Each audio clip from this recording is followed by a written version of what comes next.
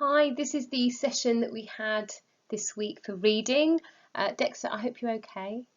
Unfortunately, I couldn't find a video, so here is a commentary of what we got up to. We were talking about the characters from Charlie and the Chocolate Factory, which is the book we did our reading comprehension on. And here are some of the questions we discussed about what we have read so far. Not the films we've watched, or if we've read the book before, but the part we've read up to so far. So we talked about which characters we have met so far, which you can pause if you'd like to answer before you hear my answer. We discussed the fact that we've met Charlie and that he's a lovely boy, but he's quite poor. And we've met Grandpa Joe. We haven't yet met any of the other characters though. And what has happened in the story so far? Well, we've found out about Charlie being very poor. We've also found out that Grandpa Joe and 3 other grandparents live all in the same bed in Charlie's house with Charlie and his parents too. And which characters have we not met? Well, we haven't met Violet Beauregard, Mike TV, Veruca Salt or Augustus Gloop.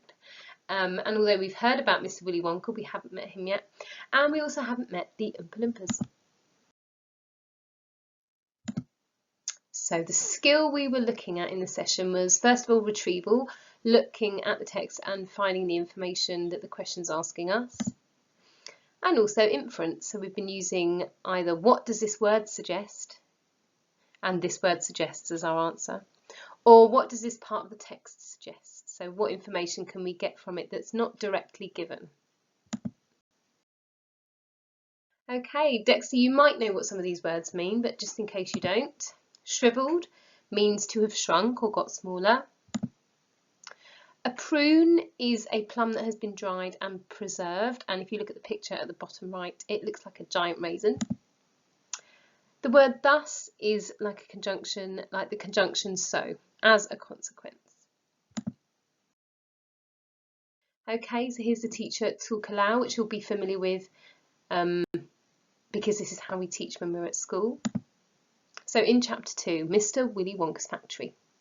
In the evenings after he had finished his supper of watery cabbage soup, Charlie always went into the room of his 4 grandparents to listen to their stories and then afterwards to say good night.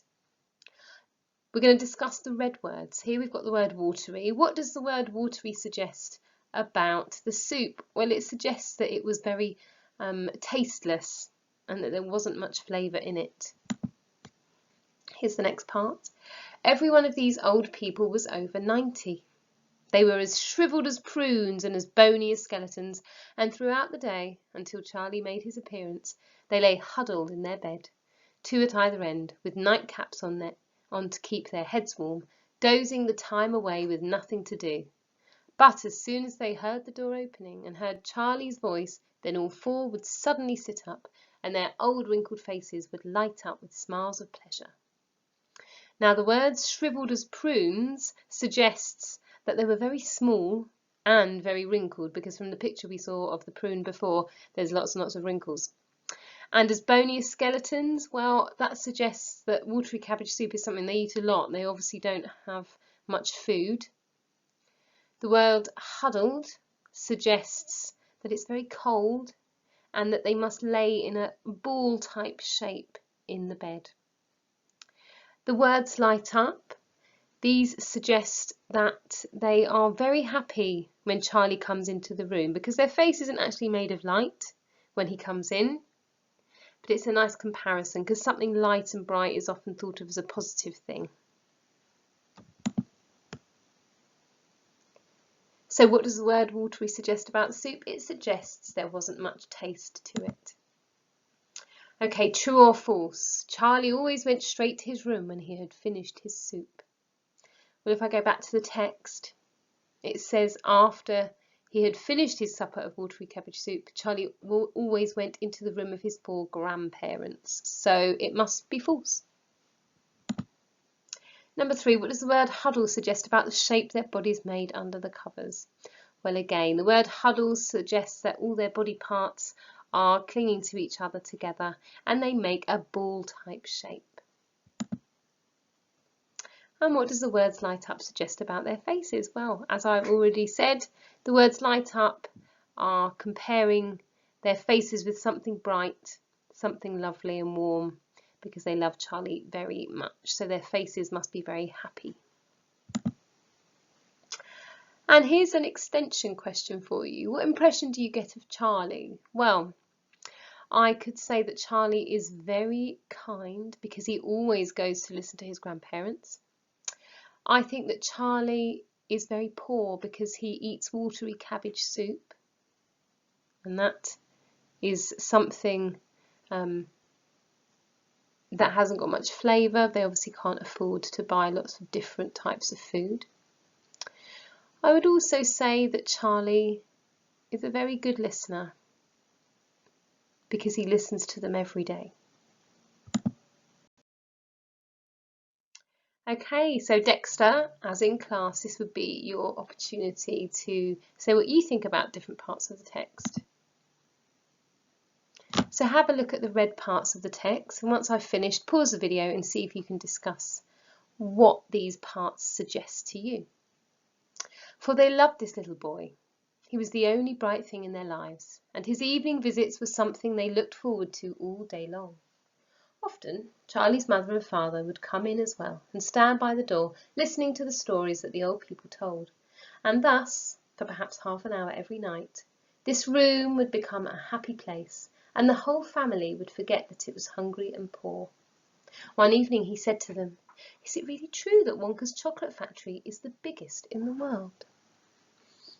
Okay, so have a look back at those red parts, Dexter, and pause the video and have a quick chat about it. Okay, here's the next part of the text. "True," they cried all at once. "Of course it's true. Good heavens, didn't you know that? It's about 50 times as big as any other." Dexter, what do you think "cried all at once" suggest about how they spoke to Charlie? Okay, if you want to, you can pause the video to have a quick chat about it. Here are the questions. Number 1. What do the words "only bright thing" suggest about their lives? What did you say? Well, an answer could be that the only bright thing means that they don't have many bright things in their lives, which means their lives are probably quite unhappy most of the time because they haven't got lots of nice things to look forward to. You could say that Charlie was the most amazing thing in their life. Number 2, true or false? The family didn't always like spending time together. Dexter, what do you think? Let's go back to the text. It said his evening visits, so Charlie obviously went to see and visit his grandparents. It then says often Charlie's mother and father would come in as well and stand by the door listening to the stories. Because it says the word often, it must be false. The family must have enjoyed spending time together, otherwise they would not have stood at the door and listened. Number 3. What does the part "cried all at once" suggest about the grandparents' feelings? Have you paused the video and had a thought? Well, the answer could be "cried all at once" suggests that they feel very excited about telling Charlie all about Willy Wonka and the Chocolate Factory. And an extension. Is this a happy home? Now, there isn't one answer to this. It could be a yes, it could be a no, or it could be a yes and a no. The most important thing, Dexter, is that you use a clue from the text to help you give your answer. So you could pause the video now and discuss it.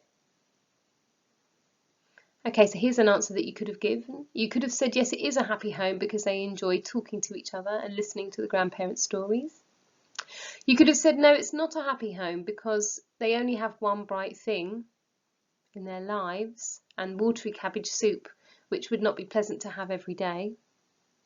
Or you could have said yes and no. You could have said yes because they enjoy spending time together, but no because they didn't have enough money to enjoy a range of food and a place that was warm for them to live in. Okay, so here's some text and here are some questions.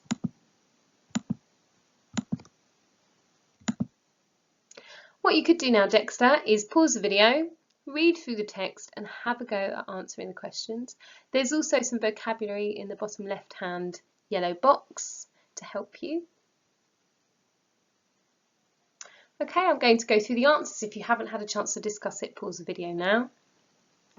Question number 1, what can Willy Wonka make according to Grandpa Joe? Well, if we look at the text, we can see that it says he's more than that, he's a magician with chocolate. He can make anything he wants. So the answer to question number 1 must be that he can make any chocolate that he wants. Number 2, what does the word magician tell you about Willy Wonka? Well, the word magician tells us that he's got great skill with it. He's able to do things that other people cannot imagine. Question number 3. What does the part raising himself a little higher tell us about Grandpa Joe's mood? Well, in the second line it says, "My dear boy," said Grandpa Joe, raising himself up a little higher on his pillow. "Mr. Willy Wonka is the most amazing, the most fantastic, the most extraordinary chocolate maker the world has ever seen. I thought everybody knew that." I think the part raising himself a little higher tells us that he's all of a sudden very excited, to tell Charlie all about this wonderful man that he likes so much. And the extension, what impression do you get of Grandpa Joe?